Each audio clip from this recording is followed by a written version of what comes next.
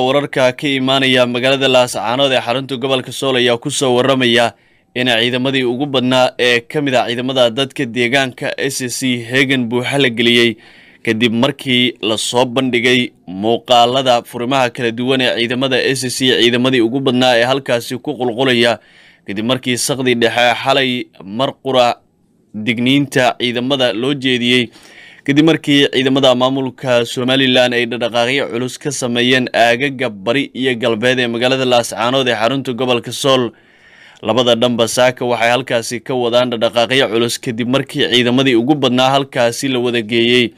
waxaana SSC halkaasi gaaray ciidamo fara badan kuwaasi oo malinimadii shalay ahayd gaaray kadib markii muddo kooban loo qabtay inay dib ugu soo laabtaan ciidamada kala duwan ee fasaxa ku maqan waxaana labada dhanba ay ku jiraan diyaar garow dagaalkii ugu dambeeyay wararka ka imaanaya saaka halkaasi ayaa sheegaya in mar waliba xaaladdu ay isku bedeli karto dagaal culus oo mar kale halkaasi ka qarxa xogaha qaar ayaa sheegaya in Somaliland ay doonayso in ay ka faa'iideysato xiisadda ka taagan magaalada Garowe oo inta badan ay garab xooggan ka helayeen ciidamada dadka deegaanka ee SSC waxaana ciidamadii ugu badnaa oo dadka deegaanka ah saaka lagu arkaya iyagoo ku sii qulqulaya furmaha kala duwan ee dagaalka halka Somaliland sida xogaha aan ku helnay ee sheegayaan in ciidamo tiro badan ay keentay aagaga kala duwan ee duleedka Laascaanood kuwaasi oo ay doonayso in dagaal culus ay mar kale la galaan ciidamada dadka deegaanka ee SSC Laascaanood feejignaantii ugu weyneed ayaa xalay mar qura la geliyay ciidamadii ugu badnaa ayaana jiidaha bari iyo galbeed mar qura ku qulqulay waxaana ciidamada Somaliland ay xilligaasi bilaabeen dhaqaaqyo culus iyo sidoo kale gaadiid dagaal oo ay keeneen aagagaasi wixii xoga ee ku soo kordha xaaladda ka jirta duleedka magaalada Laascaanood iyo aagaga kala duwan ee halkaasi waxaad ku daawan doontaa wararka iyo warbixinada xiga ee halkan ku baahina daawade dagaal qaraar oo saaka ka qarxay bariga saldhigga Gooja Cadde ayaa goor dhaweyd istaagay jab xoog leh ayaana la gaarsiiyay nidaamka SNM iyo ciidamada laflacaariga ah ee la magac baxay shaqo qaran ee caruurta u badan aaga bariga ayay maalmihii la soo dhaafay soo saareen culayska ugu xoogan waxayna markan gabi ahaanba Kenya jabeen iskana iloobeen aaga maraaga oo ah halka ay ku hobteen iyo aagaga galbeed oo kamid ah meelaha ugu muhiimsan ee ciidamada xaq u dirarku ay jilibka dhulka u dhigeen madaxana ka wada toogteen ciidamadii SNM ee nafla caariga ahaa ciidamadan SNM ee ku go'doonsan gudaha saldhigga Gooja Cadde aroornimadii hore ee maanta ay saaka ay bilaabeen in madaafiic ay ka tuuraan aaga maraaga waxa ay si jawaab celin degdeg ah ka heleen ciidamada xaq u dirarka SSC ee ku sugan aagaasi maraaga iyagoo ugu dambeyn jawaab rasmi helay ciidamada xaq u dirarka ah ee SSC ayaana waxa ay sidoo kale ka jawaabeen isku dayadii kala duwanaa ee ciidamadan SNM ay sameynayeen aaga bariga ayaana ugu dambeyn barqanimadii hore ee maanta dagaal qaraar uu ka qarxay dagaalkan ayaa waxa uu ahaa mid aan waxba la isku reeban xitaa dagaalku inta uu socday waxa la isweydaarsaday madaafiic aad u culus ciidamada xaq u dirarka SSC waxay sheegeen in jawaab cad oo xoog ah ay ka bixiyeen dhammaanba isku dayadii kala duwanaa SNM iyo sidoo kale qorshayaashoodii ku aadanaa aaga bariga aagan ayay doonayeen ciidamada SNM sida ay ku soo tashteen in ay ka baxaan isla markaana meel allaala iyo meeshii lugtoodu ay geyso ay tagaan ciidamada xaq u dirarka hayse waxay si cad hadda u sheegeen in la joogo xilligii ugu muhiimsanaa ee gabi ahaanba har cad tilaabo laga qaadi lahaa ciidamadan SNM isla markaana ay noqon lahaayeen kuwa si toos ah u abaabulan meeshana ka saara dhaqdhaqaaqyadooda ciidamada xaq u dirarka SSC iyo saraakiisha hogaaminaysaahii waxa ay sheegeen dagaalku inuu ahaa mid aad u qaraar maanta sababta waxay ku sheegeen inuu ahaa dagaal ay si weyn uga soo shaqeeyeen isla markaana ay ku talagalsanaayeen in waqti kooban lagu soo gabagabeeyo oo awood badan ay geliyeen dhammaanba isku dayadaas ciidamada xaq u dirarka SSC ayaa ganafka ku dhuftay meeshana ka saaray isku dayadan ayaana u muuqda kuwa hadda fashil ku soo dhamaaday ciidamada xaq u dirarka ah ee SSC ayaana waxa ay noqonayaan ciidamo ka awood badan ka tayo badan ka hub badan ka dhaqdhaqaaq fiican kana dhaqaale badan dhankaas iyo marka la fiiriyo ciidamada SNM ee naflacaariga oo aan muddooyinkii la soo dhaafay helin wax garab istaag iyo wax gargaar toona dagaalkan inta uu socday saraakiisha xaqudurku waxay sheegeen inuu ahaa mid aad u kulul mararka qaybtoodna dhinacyadu ay isriixayeen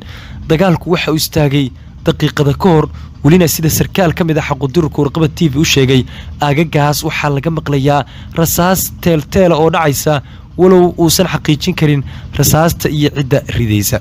sarkaalkan waxa uu ilaa hadda sheegay intay ka og yihiin in ay jab xoog la gaarsiiyeen nidaamkii SNM dagaalku marka uu bilowday waxa uu sheegay in ay dagaalka si weyn u soo abaabuleen oo markii hore aaga maraaga ay arbushaad ka sameeyeen arbushaadaas markay u arkeen inay u socotayna ay weerar ku qaadeen aaga bariga sababtu waxay ahayd in markii hore ay arbushaan dhankaas iyo maraaga oo dagaalada ugu culus ay ka dhici jireen marka dadku ay dhankaas iyo maraaga inta badan loo wada jeesto oo haddii gurmadyo dhinacyada kale ka tegaya ay tegi lahaayeen ay aadaan ay hal mar bariga ku dhuftaan weerarka oo ah gooban aad dhinacyadu isaga xil saarin isla markaana dagaalo badan ay isaga dhicin balse waxaa loo xaqiijiyay ciidamadan SNM naflacaariga ah in ciidamada xaqudirkiisa si walba ay tahay waqti walba la joogo iyo meel walba ay joogaan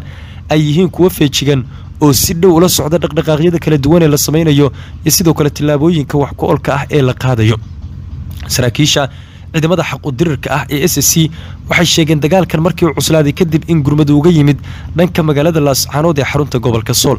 dhinacyada kale gurmadu uga iman sababtoo amar walba waxa dhici karay in weerar kale oo la qorsheeyay ay jiraan ama abaabulan oo la qaadi karo magaalada Laascaanood ayaa waxa uga yimid ciidan koox ah oo gurmada ciidankaas ayaana waxa uu gadaal u riixay ciidamadii SNM sargaalkan waxa uu inoo xaqiijiyay in salaada duhur kadib ilaa 2 gaari ay ka gubeen ciidamada SNM ee aagagaas ku sugnaa sidoo kalena waxa uu sheegay inay ka carareen dhimasho iyo dhaawacyo aad u tiro badan oo aysan jirin cid qaadi karta ciidamadan SNM ee naflacaariga ah ayaana waxay hadda ku jiraan maalmahoodii ugu dambeeyay cilna uma qodna cidnana uma maqna waxayna mar walba u arkaan in waxa kaliya ay ku badbaadi karaan ay tahay in ay ka cararaan gooc cadde oo naftooda ay u baxsadaan dhibaatada ugu weyn ee haysataahise waxay tahay in libaaxyo ugaarsadayaal ah oo dhammaanba iyaga afka marinayaahi ay u taagan yihiin bannaanka mid walba oo madaxa soo taagana madaxa ayaa lagu dhufanayaa waana mid loogu talagalay loona tababaray ciidamada xaqudirirka ah ee SSC taas oo ka dhigan in la joogo xilligii ugu muhiimsanaa ee gebi ahaanba la qaadan lahaa tallaabooyin iyo sidoo kale go'aano wax ku oola arrinta ayaana waxay u muuqataa inay tahay in la joogo xilligii ugu muhiimsanaa ee gebi ahaanba meesha laga saari lahaa wax walba oo la xiriira dhaqdhaqaaqa iyo sidoo kale nidaamka SNM wuxuu ku jiraa maalmihiisii ugu xumaa siyaasad ahaan ayuu hadda wareersan yahay dhowr gaari ayaana maanta laga gubay halka askar badan laga laayay saraakiisha xaqdururku waxay sheegeen ilaa hadda inaysan xaqiijin karin dadka dhintay haddii ay saraakiil ku jiraan waxayse sheegeen in la ogaan doono aasmadoobaadka kadib oo maanta dagaalku maadaama uu aad u cuslaa xilli dambena oo dhowna uu soo gaaray aysan garan karin waxayse sheegeen in ciidamo soo egeega aagagii dagaaladu ka dhaceen iyo sidoo kale meydadka daadsan ay si toosa ugu direen inay ka horsugayaan xogta rasmiga ah ee ay u soo gudbiyaan ciidamo badan ayaa kaga dhintay ciidamada SNM marka la fiiriyo dagaalkii maanta dhiigga meelaha qulqulaya dhaawacyada eedaaraya gaadiidka guban iyo meydadka meel walba daadsan ayaana waxay muujinayaan dagaalkan iyo qaabkii uu xooganaa in ciidamada SNM ay si weyn ugu jabeen isku dayo kala duwan oo ay sameeyeen ciidamada xaqudirka SSC ayaa waxay si toos ah u qaateen go'aano iyo tilaabooyin kala duwan waxayna cashiro lama ilaa waana u dhigeen ciidamada SNM ee naflacaariga ah iyagoo banaanka soo dhigay awoodooda tayadooda kartidooda isku duubnidooda iyo sidoo kale feejignaantooda xadaafka ah ciidamada SNMna shaqada kaliya ay sameynayaan waa in ay cararaan marka ay cararaan oo go'aankooda ay ka dhigeen inay meel un weeraraan oo haddana ka baxsadaan oo iska cararaan go'aanka ciidamada xaqudirka SSC isagu waxay tahay inay taagnaadaan dagaalamaan cid walba oo ka tirsan SNMna ay madaxa ku dhuftaan labadaas go'aan ayaa dagaalamaya waana labaduba waxay u muuqdaan in midna uu shaqeynayo midna uu shaqeyn laayahay tan shaqeynaysa waa in askari banaanka uu fadhiyo uu u dhaartay dadkiisa iyo deegaankiisa inuu difaaco uu madaxa ku dhufanayo qof walba oo SNM oo halkaas madaxa ka soo qaada isla markaana shaqadiisa uu si toos u haysto mid kalena wuxuu doonayaa shaqadiisa rasmiga ka dhigay in uu kaas ka cararo waxayna ka dhignaatay isla markaana ay guud ahaanba hawsha ku soo gabagabowday in aysan jirin wax dambe oo dadkaas ay kusii wada joogaan ciidamada SNMna madaxa laga tooganayo haddii lagu arko dhankaas iyo marka la fiiriyo aagaga saldhigga Gooja Cadde. Aagagan ayaa waxay noqdeen halka lagu magacaabo xabaalaha Isaaq iyo sidoo kale meelaha lafahoodu ay daadsan yihiin. Dhurwaayada weerarka iyo bahlada ayaana waxay si toos ugu muuqdaan in ay si toos uga qabeeleen meydadka SNM oo aysan jirin cid xabaalanaysa, taasoo muujinaysa culayska iyo caqabadaha gaarka ay wajahayaan iyo sidoo kale qaabka ugu habboon ee ay u qaadan lahaayeen tilaabo wax ku oola. Saraakiisha xaqu-dururkuna waxay sheegeen in ay soo afjareen dagaalkan ayna rajeynayaan maalmaha soo socda inay guul ka gaaraan dagaalada dhacaya. waxaanu ka anigoo ah asad jaamacaadan asad jaamacdeeg ahna ciidanka SSC ahna dhanna ka ah xagga dhaqanka marka la yiraahdo nin ah ka soo jeeda sandalada heerada cadde oo aqalnimada waxaan ka hadlayaa 4 qodob inamadii yaryaraa ee cararay u cararay SLM horta SLM waxaan u sheegayaa bal hadda intay xilka idin hayeen muddada ay xilka hayeen waa muddo 10 sano muddada 10 sano mushahar baad siinayeen maxay idin keeneen maxay idinku kordhiyeen maxay idin la yimaadeen mid waliba wiil yar buu horta SLM saasaan leeyahay waxna idinkuma beeriyaan waxna idinkama dhimaan taasi waa sidaa talabaad beesh SSC waxaan u sheegayaa meeshii ay joogto SSC ba ama se qof dahartiya ama se qof daarooda ninkii nimankaa dila aniga waa walaalkay asad jaamacaadan baanahay isna waa cabdirasaaq jaamacaadan dhiiggiisa wallaahi lama weydiiyo oo bilaahi lama weydiiyo oo tallaahi lama weydiiyo sawtiiti macadda lagaga tagi jiray maaha hadduu ka soo noqdana lama weydiiyo hadduu joogana lama weydiiyo waa la dilayaa waa dil laangaruhuna si leeg buu u saxeexaya isna waa dil baabuurtan iyo waxaan ay isku soo sharaxeen ee SLM ee nuhooyinka duuga ay isku soo sharaxeenna SLM waa wixii SLM walba haysatay ee ma ahayn wax lagala tagay dhinaca SSC ama si dhinaca hiir harti waa been isna gaari taqashoo duqa buu wato laankuru soo kansara ka kalena noohu la cararay una lahayn soo waxa darateen maaha marka waxa weeye niman yahow isaaqna wax ku biirin maayaan iyo SLM dhulbahantana sidaasay ka yihiin colaaduna hamoodina SLM ay weyno halkeedii dadka soo dhaweynaya dhulbahantana waa la mid waa kuwa saxeexan aad iyo aad baan u salaamayaa saxaafadda sharafta leh hal qodob baan ku darayaa waa salaamantii waa saxaafadda waxaan ku darayaa aqalku waa dhameeyey waa aqalkeygii waa aqalna leeyahay waxa dhalayna qade asad jacdhig wey ka baxsaday halka galana waxa weeye in jacdhig cabdisaq jacdhig baliyada saa uu saxay weeye in xaashi iyo subwal waa mid وسيحين ونقول صنعي إن حاشي ويلكيسي واكن يدعتها هي لا تكتب هي لا قلنا لا كتير هرتي وحنو شقية والبنتي وحنو شقية نمان كاس نمان متلان ونا قوام ده ها وسيدا أنوس حوي وعلاش الله يكرستي وده بريستونتي بريز بهذا طبعا بريزنا ما هيان ما هي قاتدي أدونك أنا يربح خضرة أنا أضينا لي السناجة كورة وايساني أرتوين وقوة أفريقيا مركل لبعضنا وحلنا لبعض عنن لبعض أنا إنا عبد الساق حشيا أباهي وحلنا هاي أرتوين سيب SSC أضيق السوق وين يبقى في أنا كنا وين عيبي لكن سيدا الله سيحوي ودل وحالي ما أنا إنت نفوت قبل كورة سوبر تاسو مالنا هذين حبيت فايد ميس ما قرأت بسم الله الرحمن الرحيم حنو تشوفنا الله سبحانه ونبض قبنا وعيدنكي SSC waxaanu ka anigoo ah asad jaamacadan asad jaamacadeeg ahna ciidanka SSC ahna dhanna ka ah xagga dhaqanka marka la yiraahdo nin ah ka soo jeeda sandaladda heerada cadde oo caaqilnimada ah waxaan ka hadlayaa 4 qodob inamadii yaryaraa ee cararay u cararay SLM horta SLM waxaan u sheegayaa bal hadda intay xilka idiin hayeen muddada ay xilka hayeen waa muddo 10 sano muddada 10 sano mushahar baad siinayeen maxay idiin keeneen maxay idinku kordhiyeen maxay idin la yimaadeen mid waliba wiil yar buu horta SLM saasaan leeyahay waxna idinkuma biiriyaan waxna idinkama dhimaan taas waa sidaa talabaad beesh SSC waxaan u sheegayaa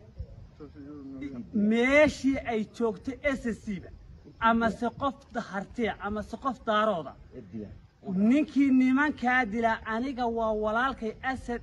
jaamacaadan baanahay isna waa cabdirasaaq jaamacaadan dhiiggiisa wallaahi lama weydiiyo oo bilaahi lama weydiiyo oo tallaahi lama weydiiyo sawtii timacadde lagaga tegi jiray maaha